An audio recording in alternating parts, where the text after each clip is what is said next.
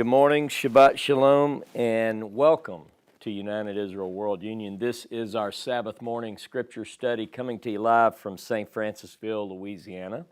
Thank you very much for joining with us today. I have a couple of announcements. Number one, on Thursday evenings, if you've not found us yet, Jono Vandor and I go live on Thursday evenings. We've got our schedule down now. Made it through daylight savings time and what that does to an Australian and an American in the central time zone. We've worked it all out.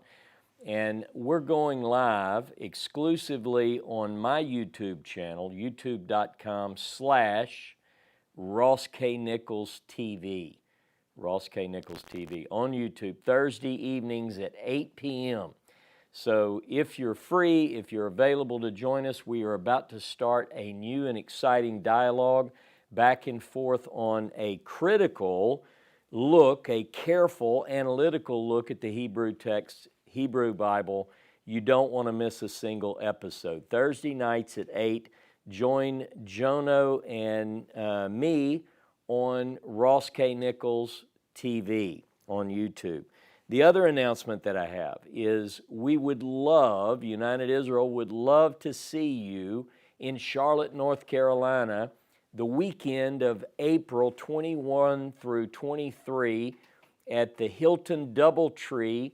We're going to be there the 21st to the 23rd for our 80th annual United Israel World Union meeting and conference. Now, I've said this before, I've put it in print, I'll say it again, and I'll probably put it in print again.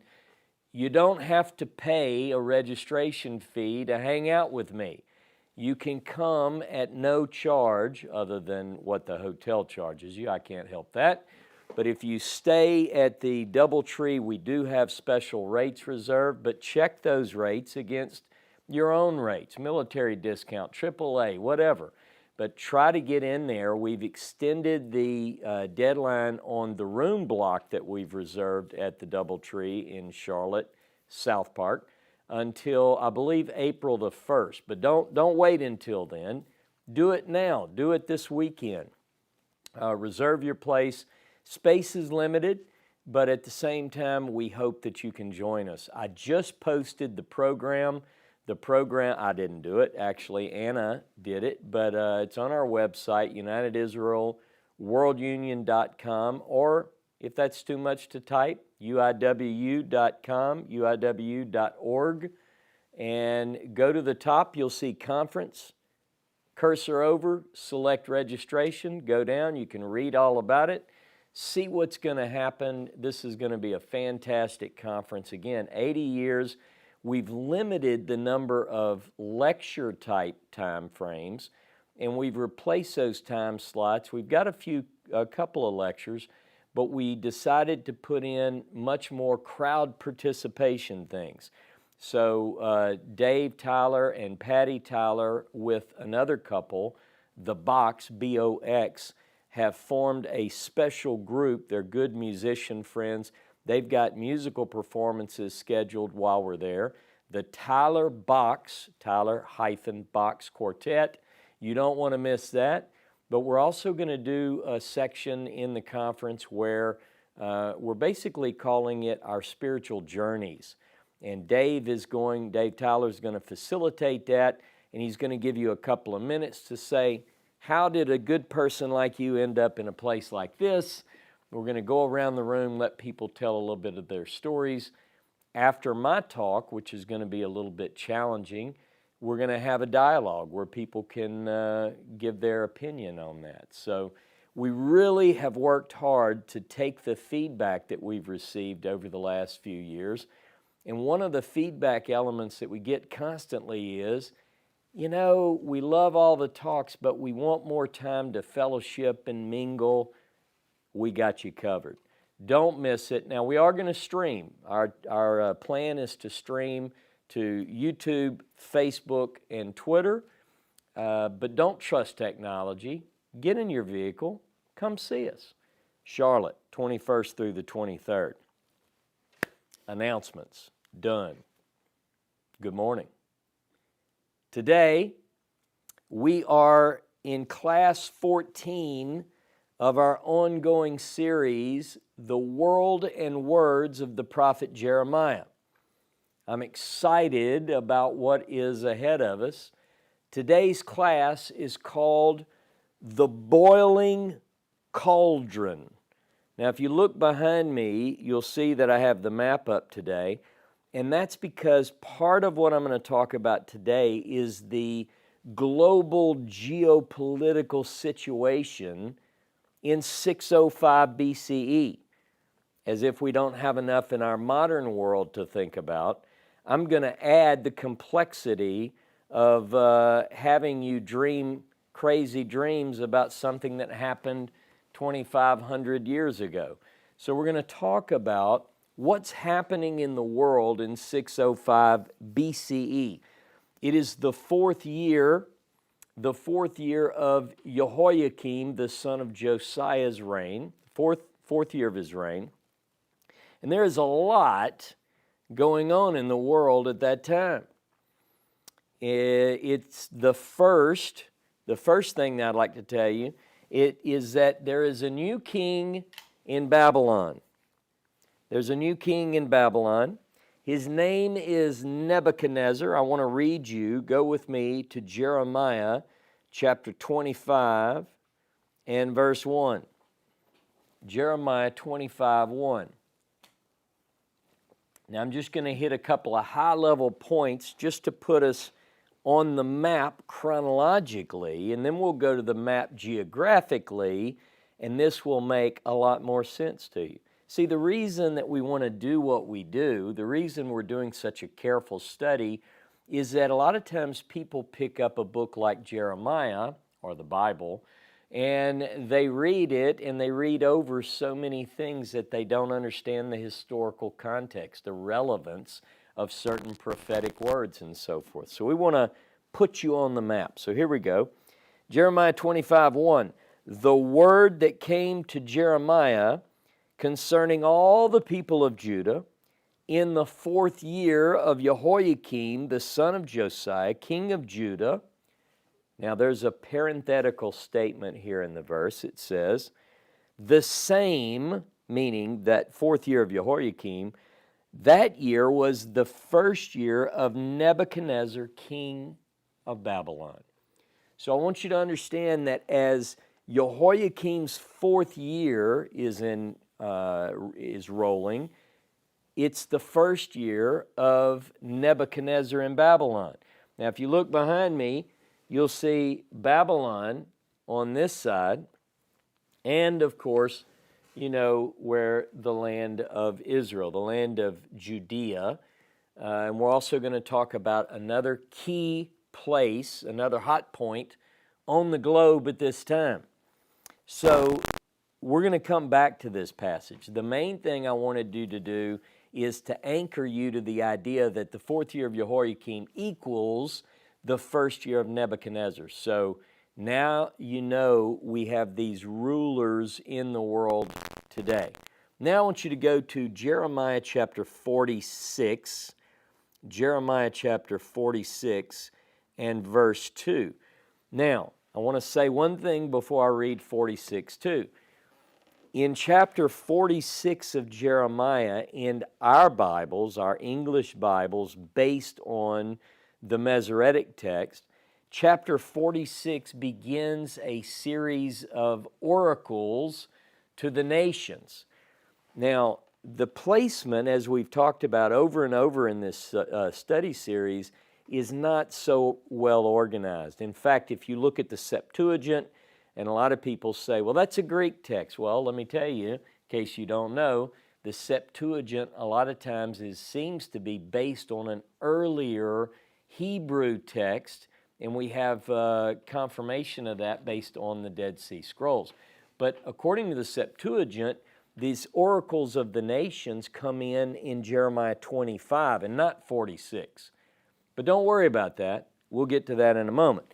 Chapter 46, verse 2. This is the beginning of the oracles against the nations. Remember, Jeremiah, part of his job is to declare God's word to the nations too, not just Israel and Judah. Verse 2. of Egypt, concerning the army of Pharaoh Necho, king of Egypt, which was by the river Euphrates in Charchemish, which Nebuchadnezzar, king of Babylon, smote in the 4th year of Jehoiakim, the son of Josiah, king of Judah. Look at here. Let me show you. Here's Charchemish. And you'll notice the river Euphrates runs all the way down to this area at Babylon. So what I want you to picture is that the king of Babylon, Nebuchadnezzar, is battling all the way up here in the north at Charchemish. Now this is going to be very important. So we just read in chapter 46, verse 2, that Pharaoh Necho from Egypt has been up here battling, and it's in the 4th year of Jehoiakim that Necho is beat by Jehoiakim. You see that? So it's all taking place. Now notice that this is north. If you look at Charchemish, this is north of the land of Israel. This is north of Judea. Now if you'll recall, we're going to get into this in a few moments, but Jeremiah, when his prophetic career begins, one of the things that he is shown immediately is a cauldron, a boiling pot tipped from the north, indicating that the ultimate destruction which is coming to Judea is coming from the north. And let me tell you, it's going to be this Babylonian situation at Charchemish, which ultimately becomes the boiling cauldron that Jeremiah saw some 23 years prior to this. Now let me tell you a little bit about the battle at Charchemish. We know not only from the biblical text, such as Jeremiah 46:2, that this battle does take place and that Necho is defeated by the Babylonian Nebuchadnezzar at Charchemish, but we know from external sources as well. Now, what I want you to understand is that the geopolitical situation, a little bit complex. What we have, actually it's not when I explain it. Egypt, Necho, has sided with Assyria. So you've got this allied group, Egypt and Assyria, and then you've got Babylon on the uprise with this new king Nebuchadnezzar, and it's Judah who looks at Babylon and says, I think I'll side with Babylon. Now, if you recall, it was Josiah's involvement in this situation that cost him his life. I mean, remember Josiah had been told by the prophetess Huldah, there is trouble coming, just like the scroll that was discovered said. There's trouble coming.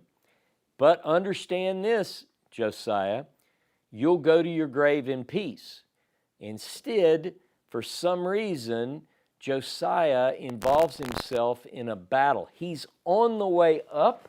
He's going to go side with Babylon against Assyria, and along comes Necho, the Egyptian, king of Egypt. And remember in the story that we read a couple of weeks ago, in fact, I'll look at it briefly here, this is the downfall. So if you have Newsom's work, A Synoptic Harmony of Samuel, Kings, and Chronicles, simply go to page 255. If you don't have it, what in the world are you waiting on? All right. So on 255, what this does is it shows the account in 2 Kings 23, verse 28 and following, as compared to the Chronicle version, which is 2 Chronicles 35, verse 20 and following. Both of these accounts, different authors, are describing the battle in which Josiah is killed. In Kings it says, in his days, Pharaoh Necho, king of Egypt, went up to the king of Assyria. So Necho is en route. Imagine horses, chariots, headed up. You make your own horse noise. I'm not going to do that for you. Horses are headed up here. They're going to side with the Assyrians, right? The Egyptians are. And it says they're going to meet the king of Assyria to the river Euphrates. King Josiah went to meet him.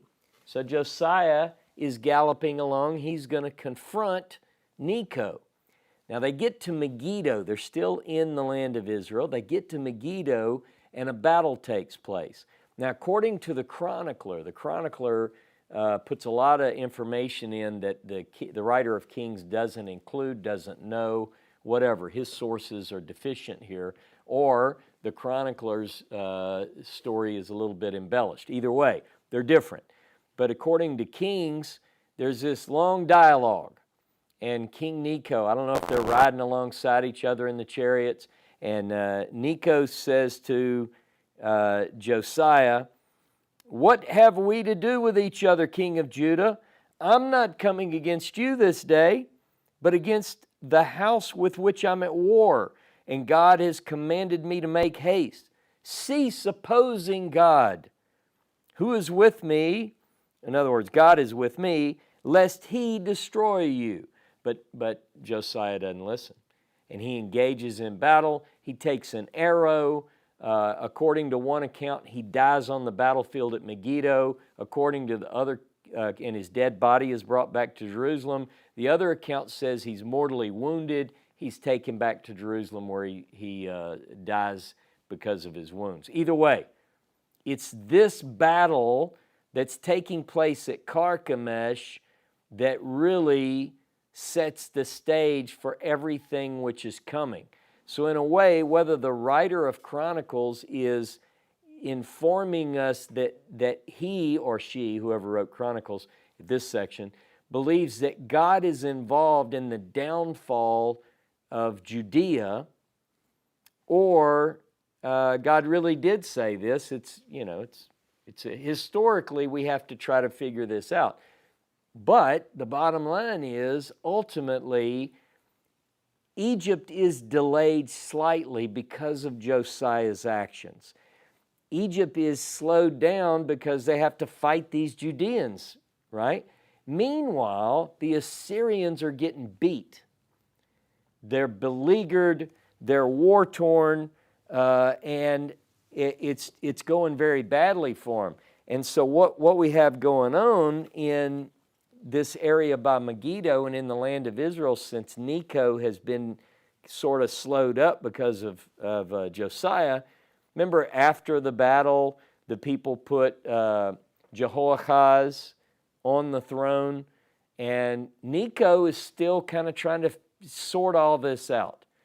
So he removes after 3 months, so he's there at least 3 months. Meanwhile, up here at Charchemish, the Babylonians are slapping the Assyrians. And they're waiting on the help, but the Egyptians are messing around down in Judea.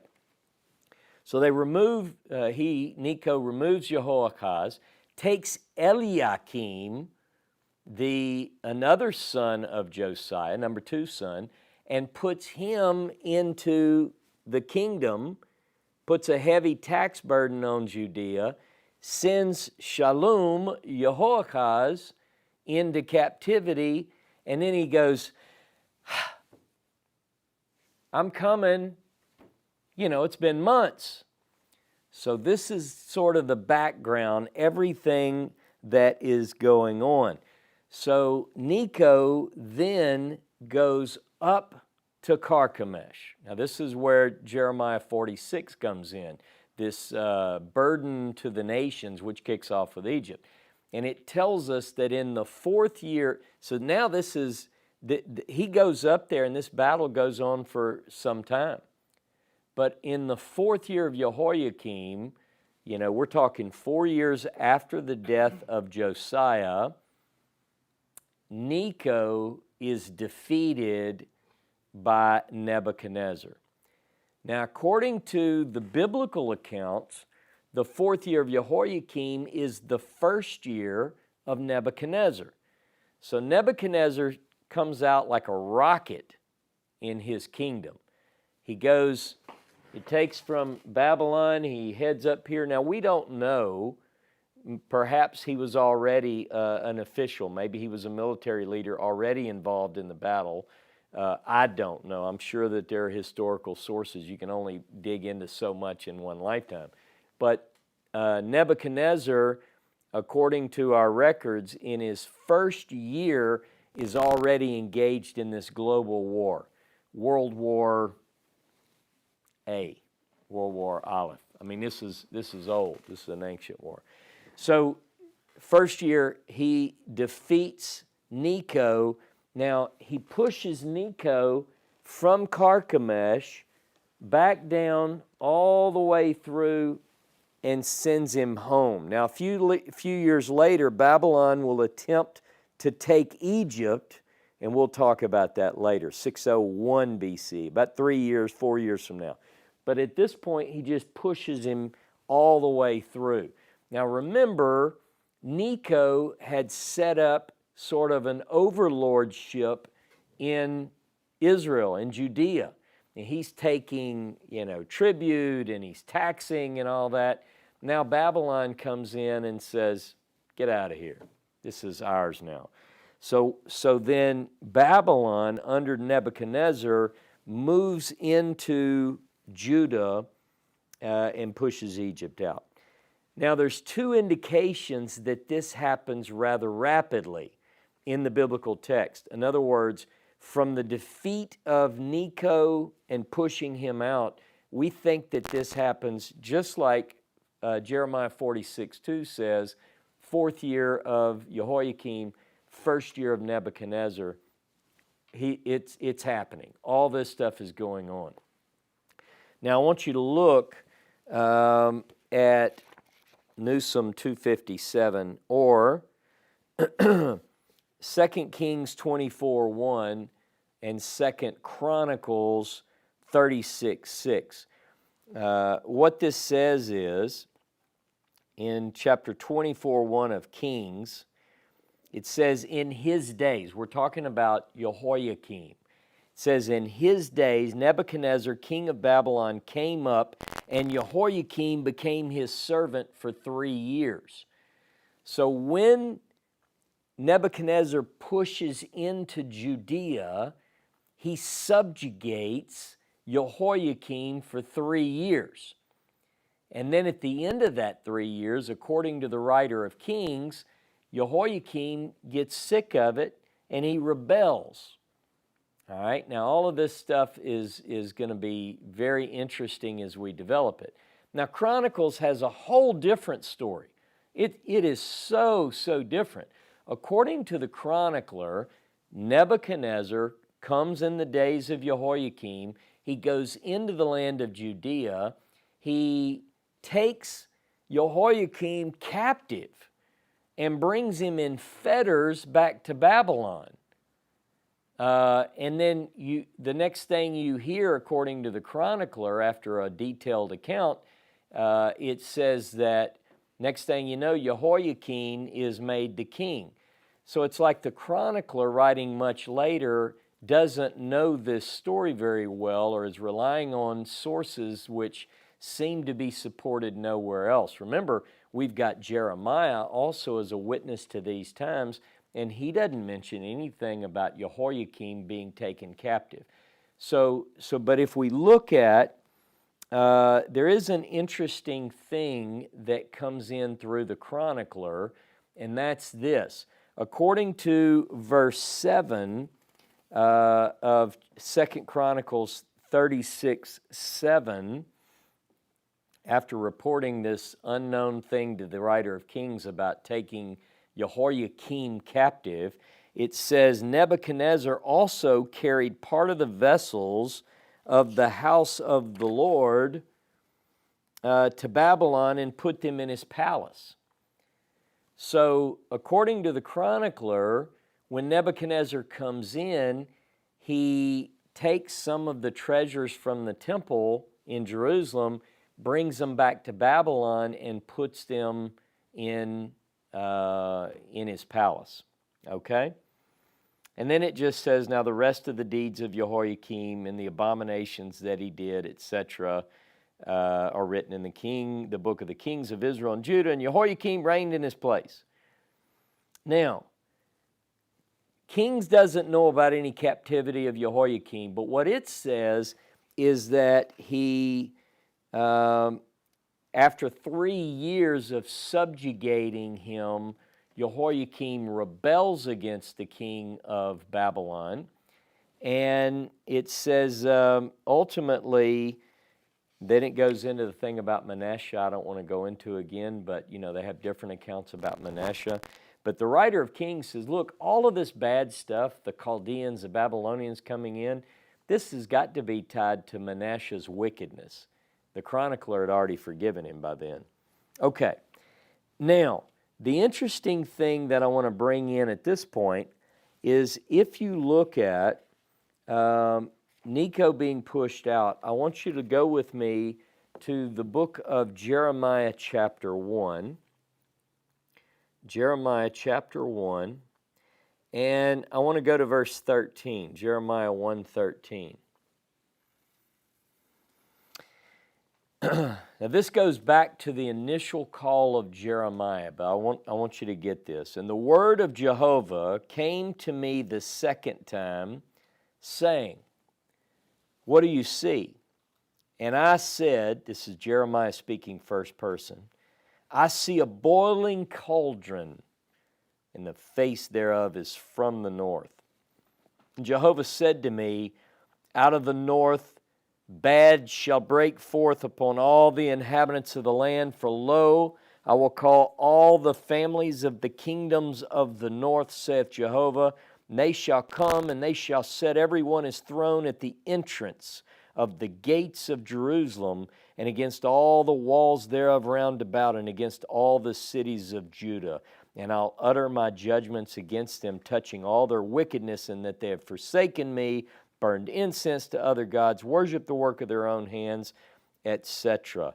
So he's telling Jeremiah from the very beginning that when the hell is unleashed on Judea, the trouble's coming from the north. It's a pot, a boiling pot.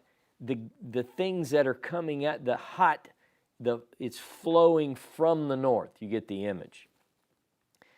Now, so when Babylon does come from the north, 605 BCE, roughly 605 BCE, what else do they do? Go with me to the book of Daniel, Daniel chapter 1 and verse 1. Now,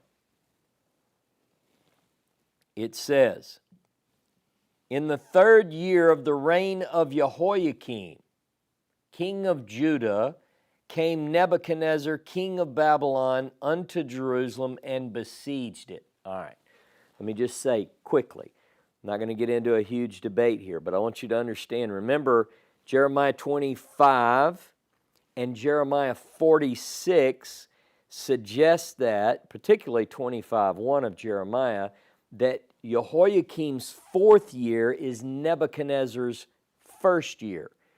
Now this says in the 3rd year of Jehoiakim, which would be the year before Nebuchadnezzar comes to the throne, according to Jeremiah 25.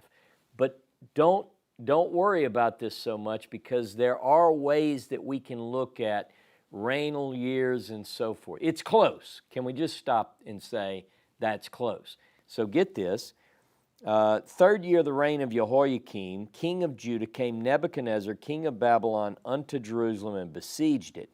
And the Lord gave Jehoiakim, king of Judah, into his hand, and part of the vessels of the house of God, he carried them into the land of Shinar to the house of his God. So we're talking about after Babylon, after Nebuchadnezzar invades Judah at the very beginning of his reign over Babylon. See, here's the way it seems to have gone down. Nebuchadnezzar goes to Charchemish, beats Necho, and then drives him into Egypt. And while he's in Judea, he takes over, subjugates Jehoiakim, and listen to this, he takes some of the things from Jerusalem and brings them back to Babylon, to the house of his God. Now that sort of coincides with what we read in 2 Kings, you see. So there is, and get this, verse 3. And the king spake unto Ashpenaz, the master of his eunuchs, that he should bring in certain of the children of Israel, even of the seed royal. And of the nobles, youths in whom was no blemish, but well favored, skillful in all wisdom, endued with knowledge and understanding science, and such as had the ability to stand in the king's palace, and that he should teach them the learning and the tongue of the Chaldeans. Verse 5. And the king appointed for them a daily portion of the king's dainties and of the wine which he drank, etc., that they should be nourished 3 years, that at the end thereof they should stand before the king. And among these, of the children of Judah, Daniel, Hananiah, Mishael, and Azariah. So, according to Daniel, at the beginning of the reign of Nebuchadnezzar, he's got to be in the land of Judea. We know, according to Jeremiah and Kings, that all this happened about the same time. He takes some of the seed royal back with him.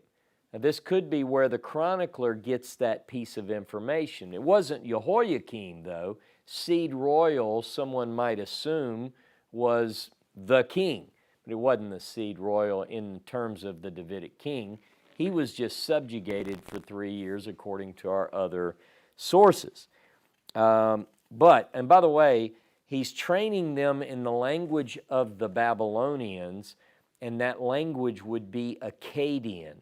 So if you want to Google Akkadian, not like we have in southern Louisiana, ACA, this is AKKA, Akkadian. And I thought for a moment I knew that language from living here in Louisiana, but it's a different Akkadian. But you can look that up and see actual inscriptions in Akkadian. So again, at the beginning of Nebuchadnezzar's reign, this new king invades Judah, pushes out Egypt, subjugates Jehoiakim for 3 years. Meanwhile, he takes some captives. Ashpenaz, his captain of his eunuchs, takes some choice people. Daniel and those whose names soon are to become Shadrach, Meshach, and Abednego, they're in, this is all at the same time. So if you read Daniel chapter 1 and 2, you're at this time that we're dealing with. You see? This is why you have to get the broad picture of the biblical text and understand. Again, he takes part of the vessels from the house of the Lord back with him. Now,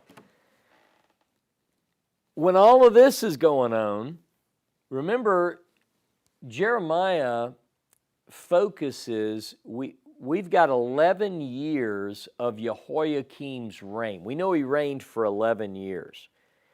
But we really get most of what we focus on, according to the book of Jeremiah, is the 4th year of his reign. We get a good bit about the 4th. This is a busy, busy year. So the authors of the biblical text they had to write this down. This is big. Not so much in other years, maybe. You have to piece that together from other sources. Like I now know, based on Daniel 1, that the 3rd year, the 3rd, 4th year, that first, 3rd, and 4th year, that's when Nebuchadnezzar comes into Judea, takes captives, and so forth. But there's another thing going on in 605 BCE that is of utmost importance. A major thing takes place. Go with me this morning to Jeremiah chapter 36, verse 1. Jeremiah 36, verse 1. And it came to pass in the 4th year of Jehoiakim. What year? 4th year of Jehoiakim. This is 605 BCE. the son of Josiah, Jehoiakim, son of Josiah, king of Judah, that this word came unto Jeremiah from Jehovah. So, 4th year. In other words, I want you to know that when this word of the Lord comes to Jeremiah, all this other stuff is going on. Necho is beat. He's being paraded, pushed through the land of Judea. The Babylonians are coming into Judea, ridding, you see, all of this is going on. Meanwhile, the Lord says, Jeremiah, take thee a roll of a book, says the ASV, and write therein all the words that I have spoken unto thee against Israel and against Judah and against all the nations, from the day that I spoke to you, all the way from the days of Josiah, even unto this day. And it will be that the house of Judah will hear all the evil which I propose to do unto them, that they may return every man from his evil way, that I may forgive their iniquity and their sin. The thought is, Jeremiah, God says, write all these prophecies that haven't been written to this point, 23 years worth of prophetic utterances that I've given to you, Jeremiah. Put those, it says a scroll of a book, I think. He says to Jeremiah, take for you a Megillat Sefer, translated, how'd they do it? Roll of a book. Some translations will say, take a scroll. But typically, they're translating sefer as scroll. Let me give you just a little bit of technical here. A sefer is an account. It could be on a scroll. In this case, it is, because it's a Megillat Sefer. It's a rolled account, you see. So it's an account that's written and rolled. Not all accounts are written and rolled. We have ostraca. We have other ways of writing on another media which we could write on at the time, one of which is a Megillah, a rolled account. So he tells him, I want you to do a rolled account, and on this rolled account, you're going to put all the words that I've spoken to you. Now, these words include, because we're getting ready, I want you to understand that we're going to piece together. This is why you have to keep joining us every Saturday, because we're going to make a valiant effort to piece together what that original document said. Now, how could you possibly do that? Because some people say, Ross, we already have the thing that he wrote. Yeah, well, you take what we have and you try to figure out what was written on it. Good luck. It's not in order. It wasn't purposely confused. It was just messed up. But we're going to work on this. We're going to reconstruct the scroll, the rolled up account that Jeremiah is told to make. Now, here's what we know. We know it's got to have on it all the words that he spoke concerning Israel and Judah, right? And concerning all the nations. So, you see behind me the geopolitical world. We can expect that in that document, Jeremiah also talks about Egypt. He also talks about Babylon.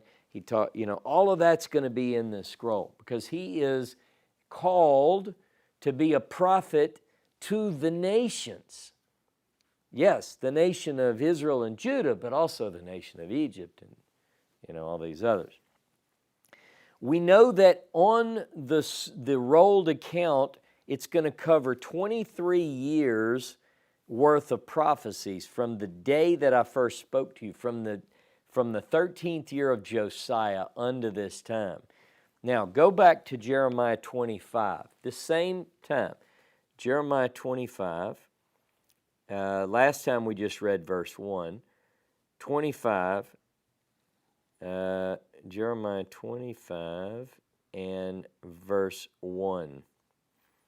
The word that came to Jeremiah concerning all the people of Judah in the 4th year of Jehoiakim, the son of Josiah, king of Judah, The same was the first year of Nebuchadnezzar, king of Babylon, which Jeremiah the prophet spake unto all the people of Judah and to all the inhabitants of Jerusalem, saying, from the 13th year of Josiah, the son of Ammon, king of Judah, even to this day, these 23 years, the word of Jehovah has come to me, and I've spoken to you, rising up early and speaking, but you haven't listened. And now, the point I want to show you is, he's been told, this is the time frame. You're 23 years into your prophetic career, Jeremiah, now's the time I want all of this stuff written down. And meanwhile, same year, he's telling the people, I've been telling you for 23 years and you wouldn't listen. What I'm going to show you probably next week is that this happens actually right after chapter 36. I'll prove it based on the language, but that's coming. What was Jeremiah's mission? Look at Jeremiah chapter 1. I want to remind you of this. It's very important. Jeremiah 1, beginning in verse 9. Then Jehovah put forth his hand and touched my mouth. This is Jeremiah, first person.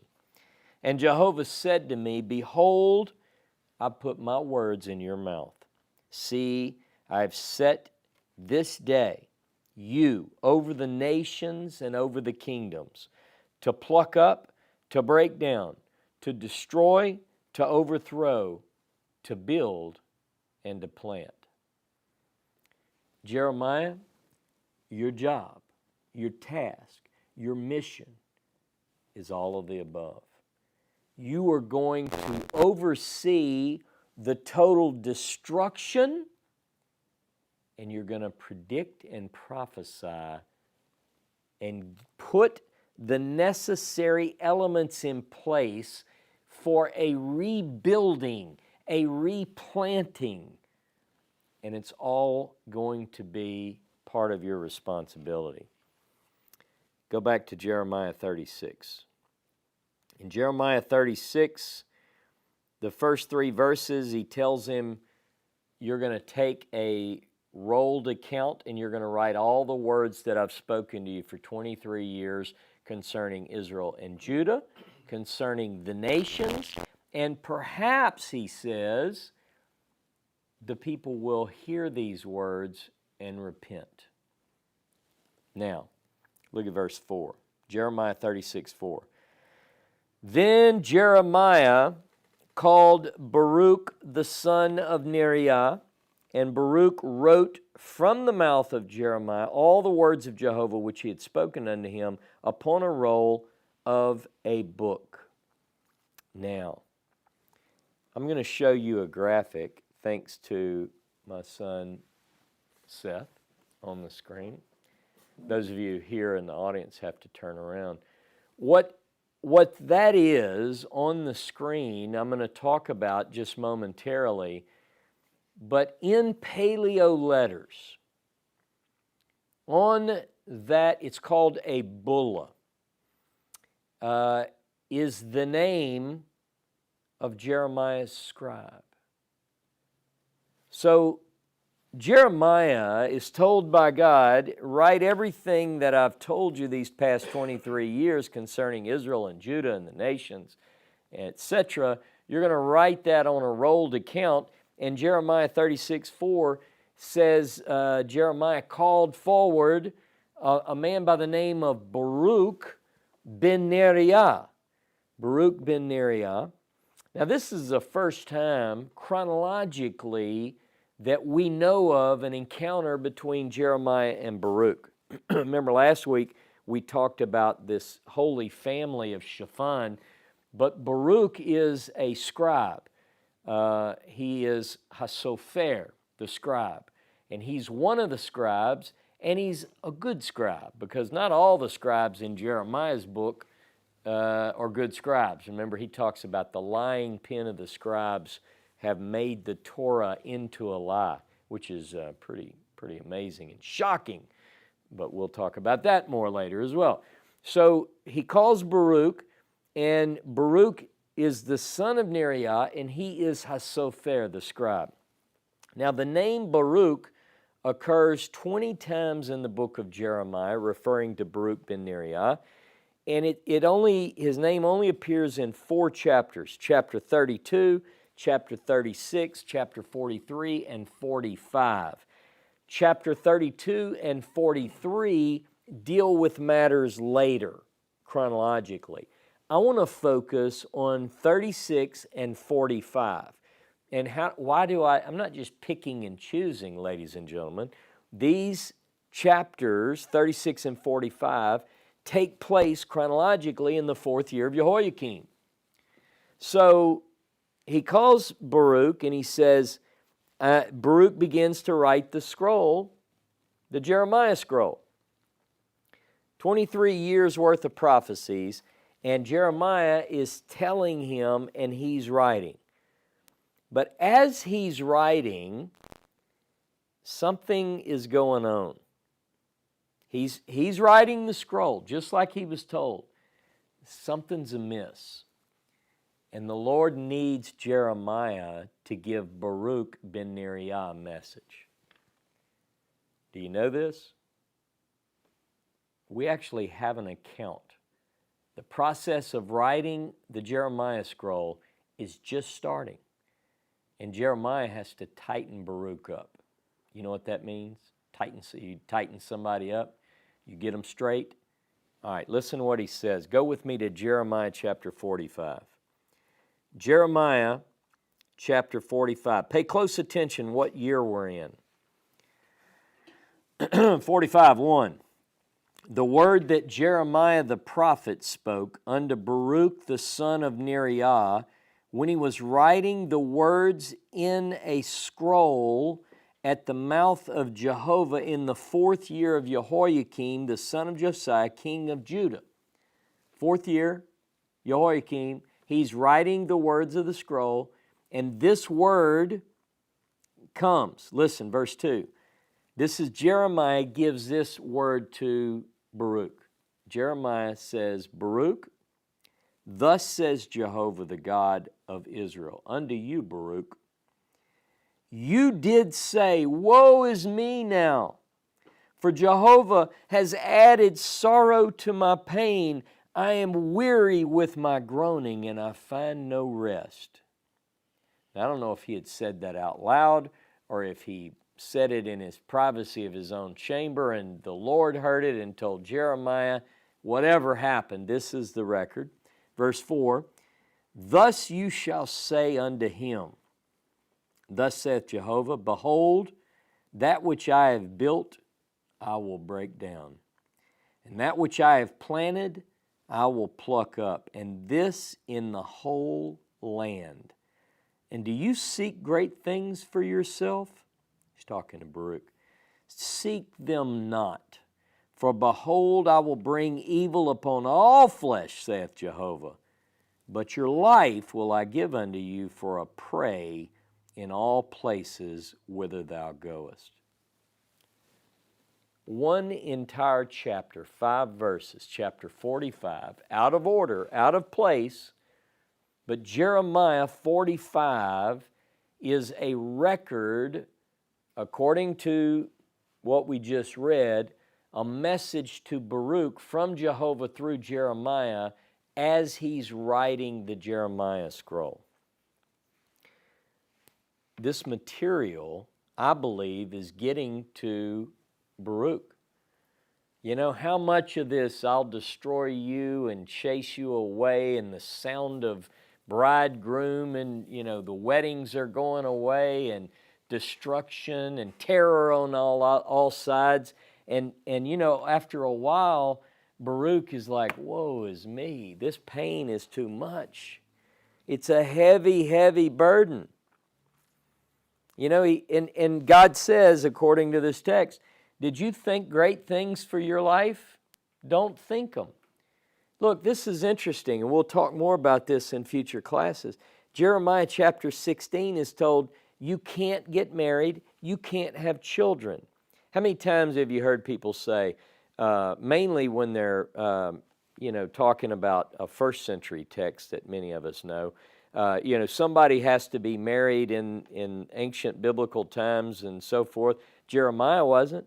Jeremiah is not allowed to be married. Why is he not allowed to be married? You're not allowed to be married or have children. Why is that? Because God uses the lives of the prophets, according to our text, to show the prophet and the people through the acting out of their life what's coming to them. Later, when God brings the enemy from the north, the cauldron tipped from the north, and Babylon, there's no marriages. The sound of bride and groom is taken from the streets.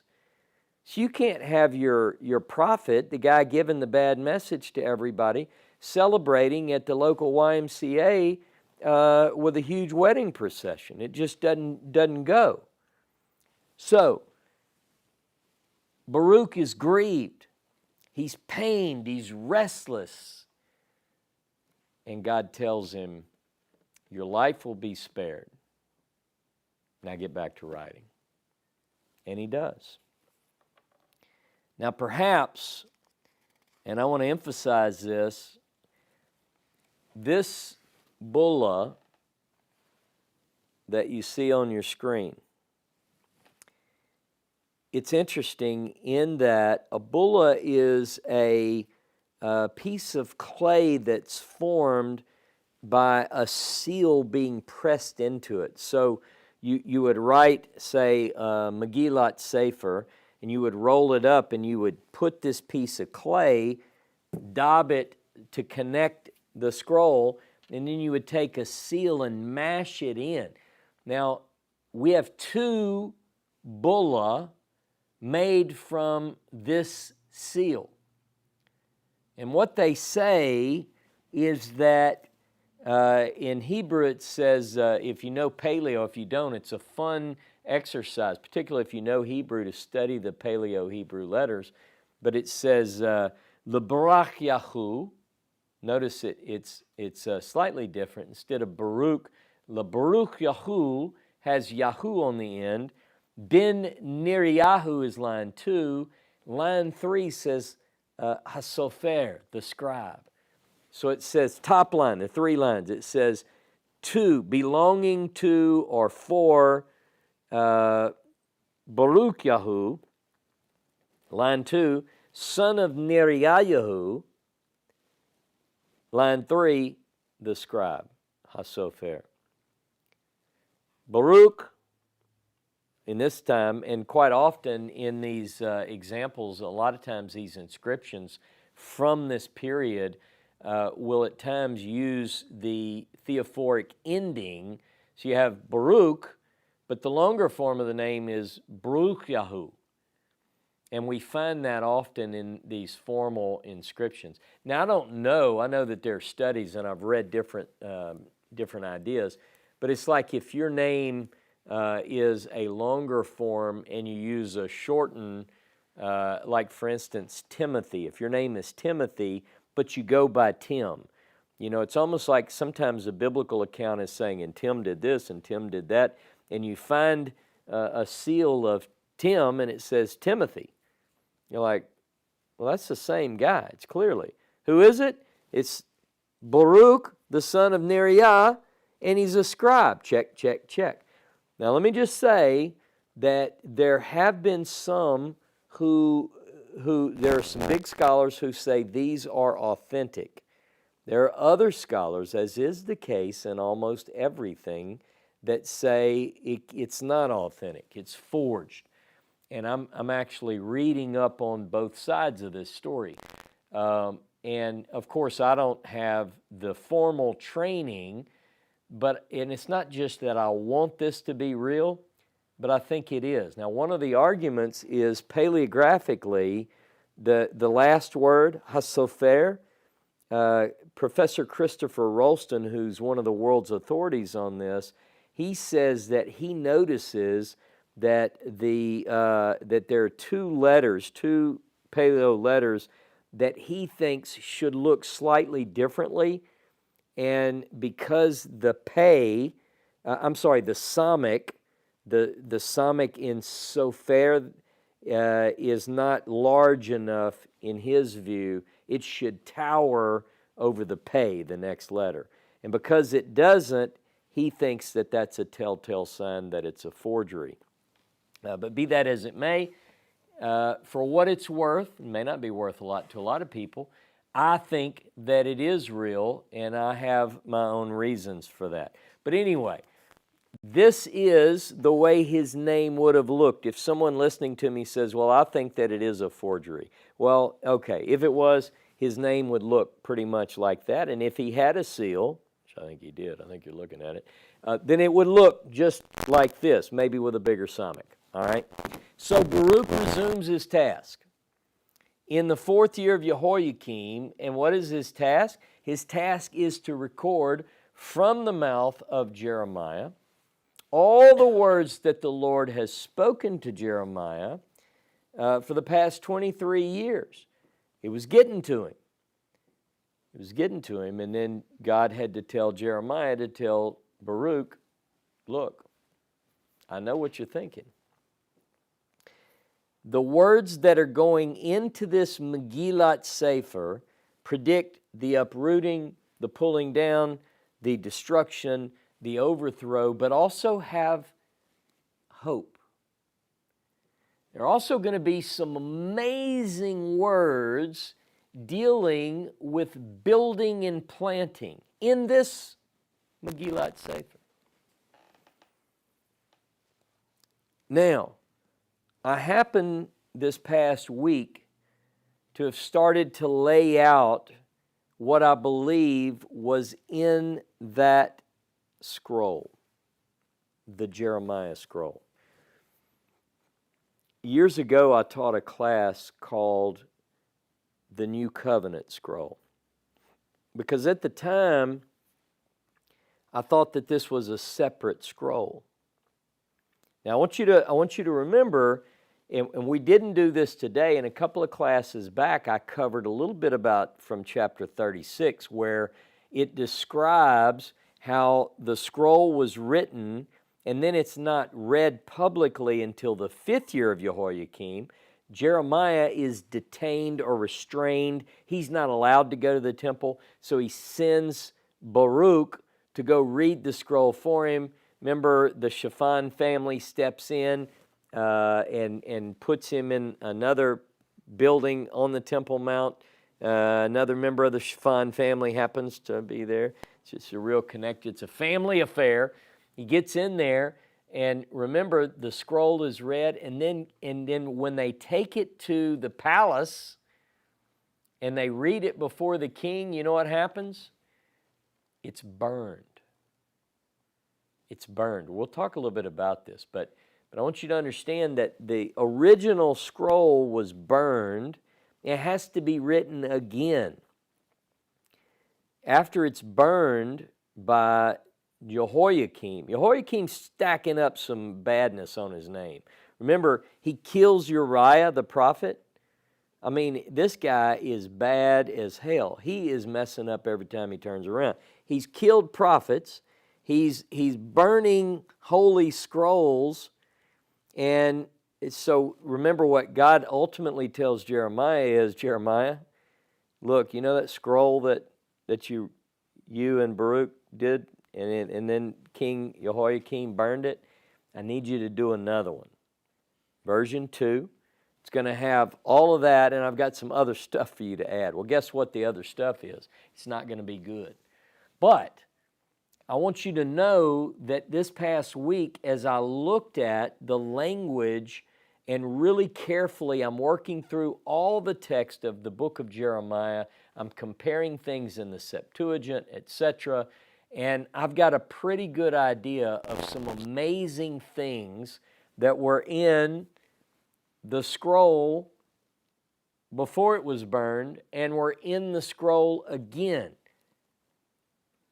And the language of these texts fits what we expect. Remember, we expect it to declare the uprooting, the pulling down, the destruction, the overthrow, but we also expect it to have, he's got 23 years, we also expect it to have something hopeful.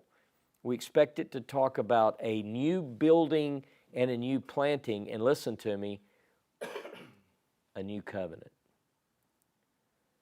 This scroll that Jeremiah wrote, that Jehoiakim destroyed and burnt, and Jeremiah wrote again, contains one of the most gripping stories, prophecies in all of the ancient world. We're going to talk about the Jeremiah scroll.